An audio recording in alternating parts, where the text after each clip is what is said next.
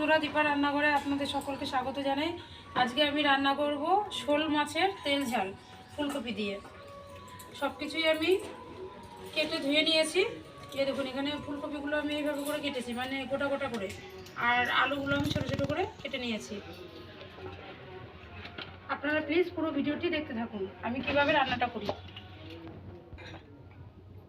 প্রথমে আমি কড়াইতে দিয়ে দিচ্ছি সর্ষের তেল। শোল মাছগুলো আমি ভালো করে কেটে ধুয়ে নিয়েছি। এবার এর মধ্যে দিয়ে দেবো হলুদ গুঁড়ো, লবণ,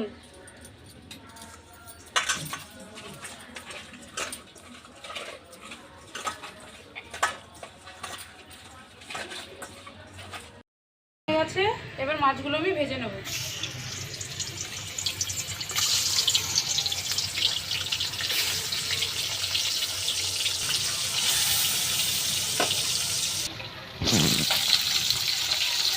এই দেখুন বন্ধুরা, মাছের আমি এক পিঠ ভেজে নিয়েছি, আর এক পিঠ আমি উল্টে দিচ্ছি। আর এই মাছ খুব একটা লাল লাল করে ভাজতে হয় না। মাছগুলো আমি ভেজে নিয়েছি, এবার তুলে নিচ্ছি।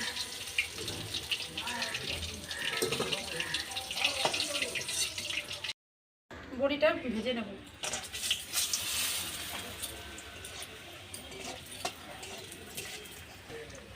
বড়িটা আমার ভাজা হয়ে গেছে, এবার আমি তুলে নিচ্ছি।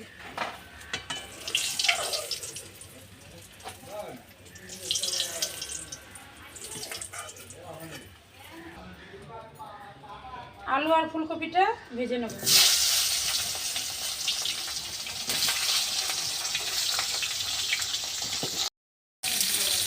দিয়ে দেবো সামান্য হলুদ গুঁড়ো, অল্প লবণ,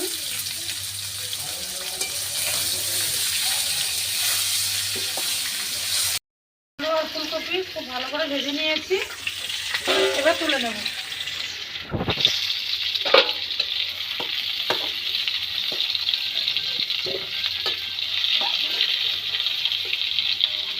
এই দেখুন বন্ধুরা, লাল লাল করে ভেজেছি।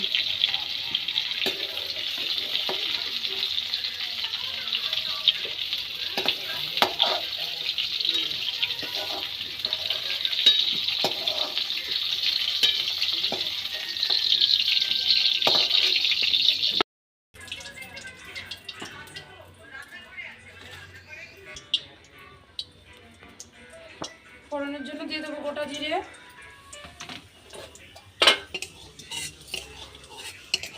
টমেটো কুচি,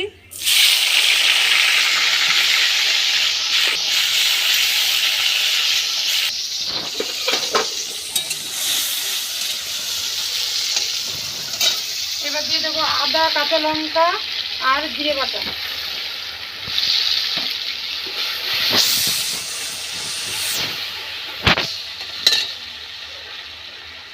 2 চামচ হলুদ গুঁড়ো,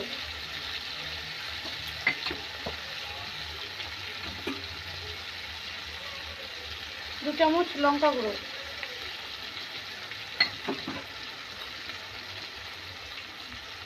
স্বাদ মতো লবণ। এবার সব কিছু আমি একসাথে ভালো করে কষিয়ে নেব।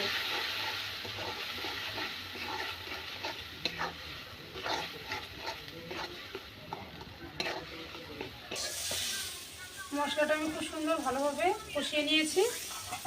এবার দিয়ে দেবো ভেজে রাখা ফুলকপি আর আলু। এর সাথে আমি আবার একটু মশলাটা একটু কষিয়ে নেব।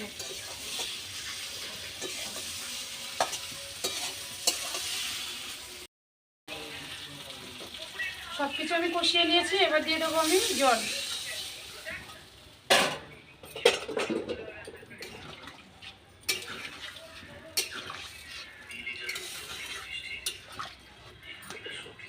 এবার আমি 5 মিনিট ঢাকা দিয়ে রাখবো। যে ফুটনি আসবে তারপর আমি মাছগুলো দিয়ে দেবো। মিনিট হয়ে গেছে,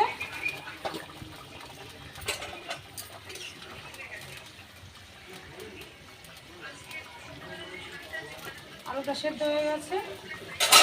এবার আমি ভেজে রাখা বড়ি আর মাছ দিয়ে দেবো।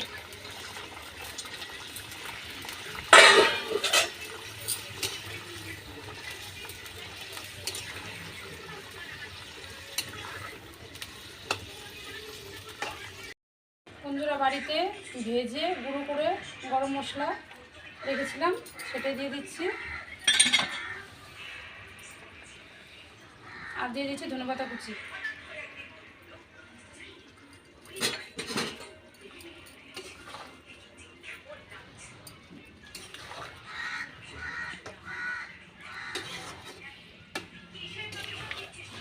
শোল মাছের তেল ঝাল আমার হয়ে গেছে, এবার আমি নামিয়ে নেব।